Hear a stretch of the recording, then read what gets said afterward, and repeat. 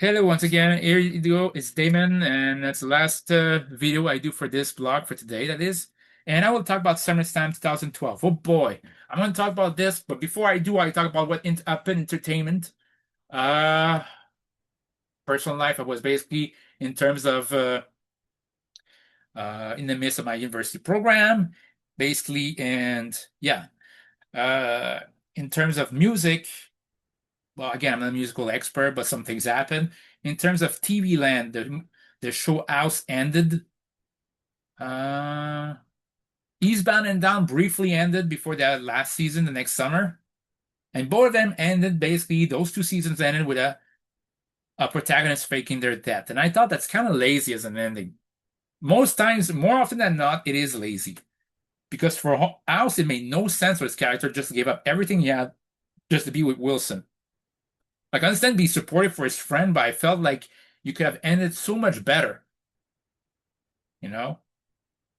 It just felt like a way to make a last-ditch effort to make Al sympathetic after he crashed his car through Dr. Cuddy's apartment or garage because he couldn't handle their breakup, which I felt like made House be so petty, so immature, so childish, and so unlikable. I'm not sure there was another show that ended. But in terms of movies, there's a lot of things I could talk about summer. There was American Reunion. That was a damn good movie. It's like I needed that kind of American Reunion because we need those kind of comedies. I want American Pie 5, guys. It was a return to form. And I thought, personally, I think it's my favorite American Pie movie since the first one. Damn good humor. Sean William Scott as Stifler always brilliant. Jason Biggs as well. The whole team brought it. John Cho brought it, the MILF guys. I think that's basically those guys that basically did Harold Kumar and the American Reunion did Cobra Kai. So that's very, very important there. Then we had the Avengers movie. I mentioned my love-hate relationship with the movie, mostly due to Josh Whedon. But the last 45, 50 minutes of the movie were badasses. The team up was basically the movie. Until then, it was just snarky jokes after snarky jokes. But the moment they all team up, it was so badass and so legendary. It's like that moment you cannot redo this. It's like years. It took years and years of work, of preparation for this to happen. But once it did, mwah. Then you had what? Dictator, a movie with Sacha and Corin Boring, which was good. Yeah, Madagascar 3, which I felt ended the trilogy very well. There's not been one bad movie in the Madagascar franchise, which is great.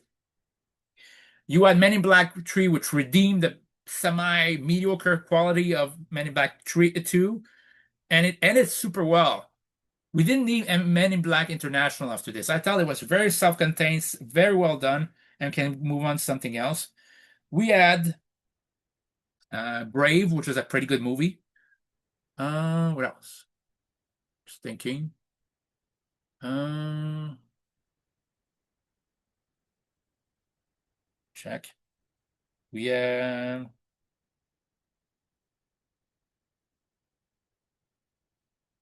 Wet Ted, the movie Ted, which Seth MacFarlane and Mark Wahlberg, which was an hilarious comedy with a campaign with Will Ferrell, very good. Uh, Brave, which is a fine Pixar movie. Abe Lincoln versus Vampire Hunter, which was fun. It's like the first of the two Lincoln movie that year. And yeah, failed Total Recall reboot. You got Paranorman, which was good. Frank and Weenie. You had a failed effort by Tim Burton with Dark Shadows. You had Prometheus, which has potential, but ultimately was ridiculous. But eventually, I thought the movie I remember most of that summer is eventually Dark Knight Rises, the end of the Nolan Dark Knight trilogy, and it ended so well. I loved the ending. Despite what I said about people faking their deaths in that movie, it made sense because Bruce Wayne in that series of movie wants to move on from being Bruce Wayne. He doesn't want to be Bruce. He wants to move on to being Batman. Doesn't want to be Batman anymore. He cannot afford to be Batman anymore. So he moves on to be uh, basically at the beginning of the movie. He wants to be Batman so much because he wants to meet his ending. But then he fights Bane unprepared, basically trying to procrastinate and say, "I'm just going to wing it and see what happens." You learn an important lesson there. You have to get himself out of the pit by himself for his own reasons, not for everybody else, for himself. It basically like it was similar to Rocky 3. He fought Bane, and this time was more strategic. He held fear, but he held fear, not basically he wasn't without fear, but just as he used fear against opponents, he used fear for himself as a motivator to save Gotham and save himself, which is what he did. Defeated Bane. Sure, Catwoman landed the finishing blow. He dispose of Talia al Ghul, dispose of the bomb, and ended up having it basically a happy retirement as Batman at the end, which I felt a great ending. And you have John Blake, Robin, taking over probably as Nightwing as the next Batman. Good. I love that ending. It's still damn good. And people say it's the weakest of the trilogy. I say if it is, that's how good the trilogy is. It fits. Everything fits. The only thing I will not defend of that movie is the Talia al Ghul death scene. Everything else I will defend because everything else was explained. It's just maybe because of Nolan doing some linear scenes or out of sequence, this might create some confusion. But if not, everything was explained. Everything, if you pay attention, it did. And this trilogy, to me, it's like thank you, Chris Nolan. Was so rewarding to see the whole trilogy from beginning to end and see all the little Easter eggs throughout out of it. So yeah. So I might have to rewatch this later on in the next 2 weeks because the Batman Part 2 is delayed to February 2028, people. But now in terms of wrestling, what happened? CM Punk started huge ass reign, and I would have got him starting his huge ass reign starting from Money in the Bank the year before. Or SummerSlam. Sorry, I said SummerSlam count as a new reign. He would have started his new reign at SummerSlam 2011 and would keep it. Would I turn him heel? Not really. He'd be a tweener, but not a heel. I thought it was stupid to turn him completely heel. I mean, you would keep that title for all the time. Sheamus, basically, the World Heavyweight title could go again from the same as in real life. Randy to Mark Henry, Henry to Daniel Bryan to Sheamus, because Sheamus had to win at WrestleMania 28 to go to that point. So yeah, basically the IC title, Biz was champion there, and he basically was a Grand Slam winner, so that's fine. The US title basically was Santino. I would have Santino maybe get a short title reign. They lose against Jack Swagger, who gets pinned by Zack Ryder.